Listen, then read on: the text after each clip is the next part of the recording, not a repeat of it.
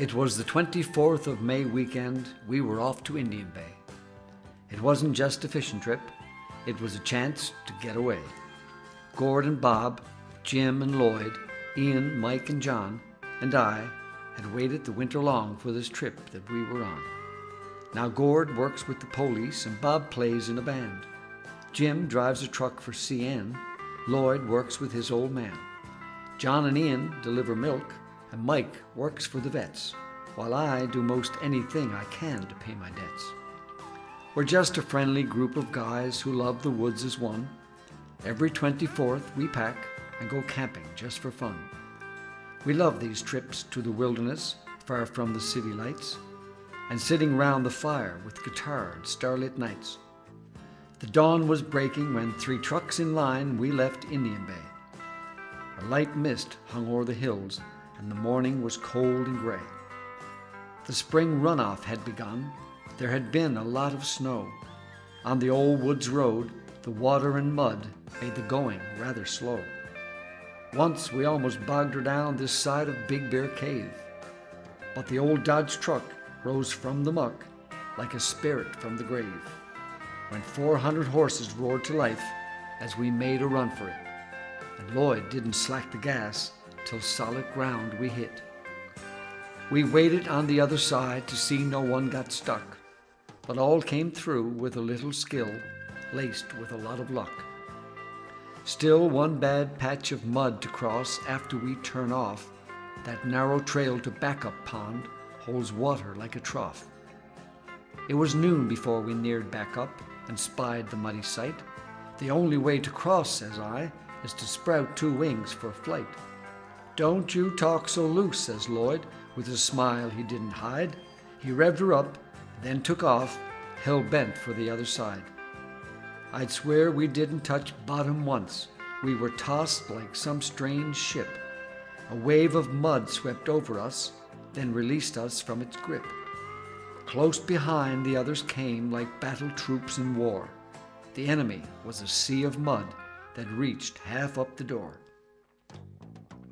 Around noon we reached Backup Pond and pulled up to the site, where we meant to set up tent and to spend a peaceful night. We soon had the tent set up and dinner on the pan. We grabbed a bite, then took our rods and went to try our hand. It wasn't long before Jim yelled, "I got one!" Well, look at that. He had a lovely mud trout that was pink and long and fat. The day soon waned. All hands were drained, and soon we hit the hay. They were still asleep when I got up in the first cool light of day. I packed some things in the canoe and pushed off on the lake, and left the rising morning sun glistening in my wake.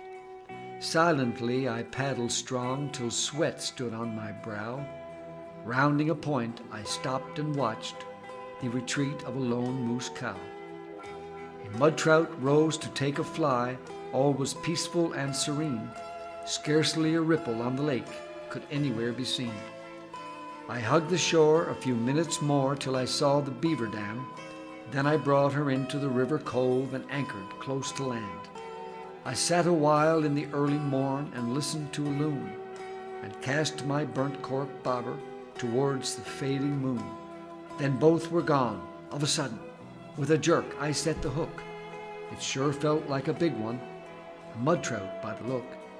I played him for a short while, then reached for the net, but I had left it in the tent where the boys were sleeping yet.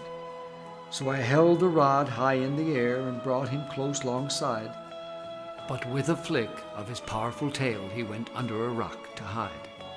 The line went slack, and I remember thinking he must be gone for sure. Then he started to fight with all of his might. 'Twas his life he was fighting for.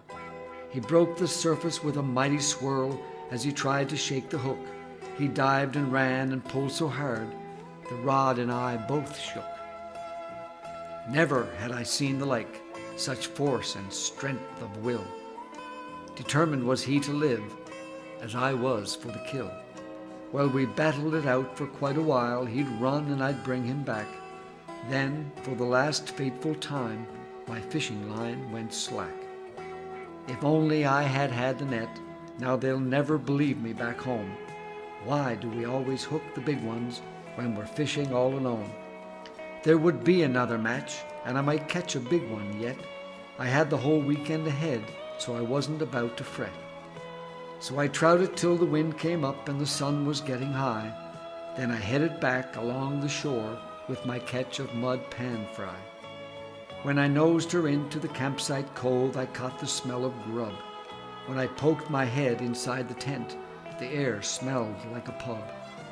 True to form, Mike and Lloyd still lay sleeping sound, and the reason why lay nearby, all the empties on the ground. But they soon were up, and with breakfast done, we prepared the canoes to make the trip up over Backup Pond to the head of the next long lake. We finally got underway, fighting against the wind. Ian had a motor on his, and he just sat back and grinned. We made good time, all in a line, though the wind would not relent.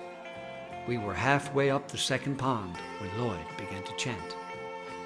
Not to himself, as you might suppose, but loud so all could hear. We all joined in the war whoop like we didn't have a care. And so we came to the river and anchored in the mouth.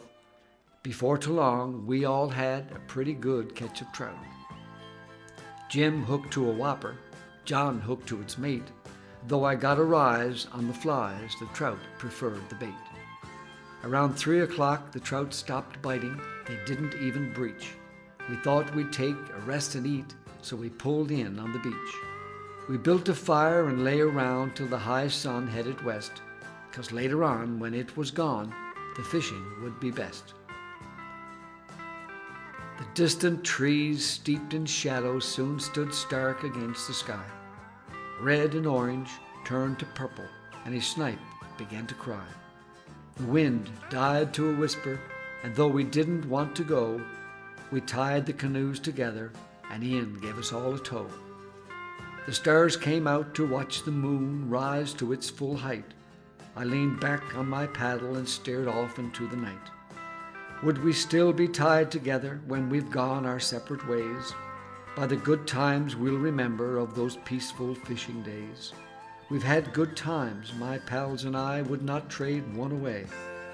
For therein lie our dreams, our youth, our trips to Indian Bay.